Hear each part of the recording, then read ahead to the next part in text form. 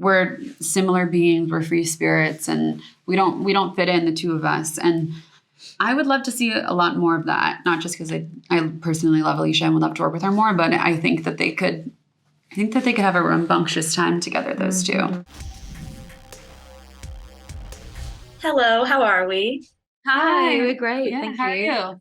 I'm doing great, obsessed with Buccaneers. Need, the imaginary episode 9 immediately because what was the ending of episode 8? So, Josie, starting with you, I really love how we've gone on Mabel's journey with her and seen how she's already been struggling with, her mother's disappointment in her or what her mother wants her to be. Can you talk about how she's evolved over the course of the season since meeting Honoria and how that relationship has changed her? Yeah, I think Mabel kind of starts out life very like rose-colored lenses.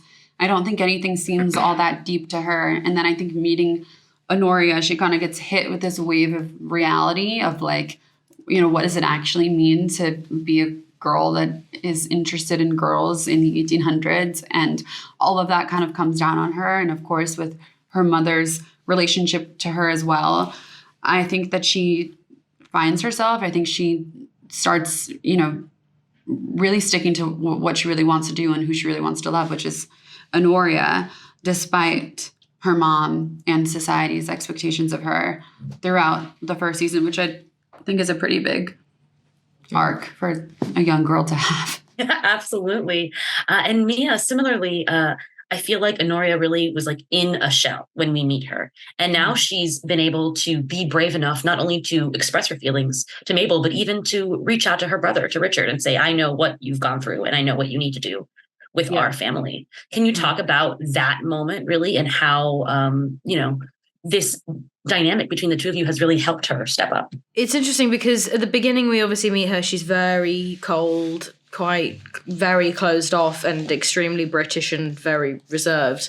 And then suddenly this glorious, colourful energy just appears.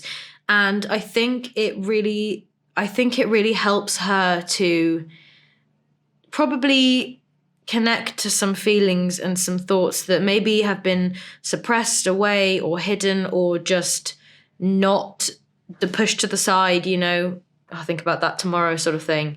And it's really, it feels very fulfilling to know where she started and then where she's ended up.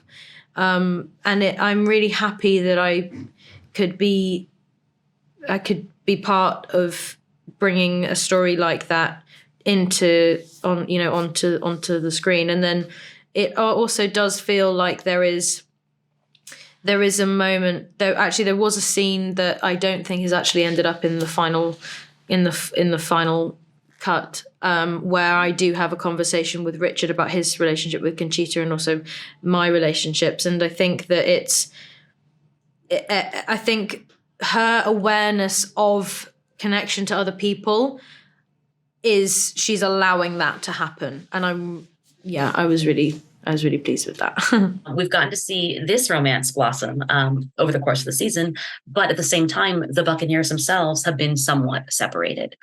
Josie, can you talk about which dynamic, like, is there any group member that you'd be most excited to see Mabel have, more of her relationship on screen with? I pitched a moment that ended up being like 3 seconds on screen, which is between Alicia and I's characters, Conchita and Mabel, where Conchita, I think, kind of made a comment. I think it's in episode 7 where she was like, we're similar beings, we're free spirits, and we don't fit in, the two of us. And I would love to see a lot more of that, not just because I personally love Alicia and would love to work with her more, but I think that they could have a rambunctious time together, those two. Thank you both so much.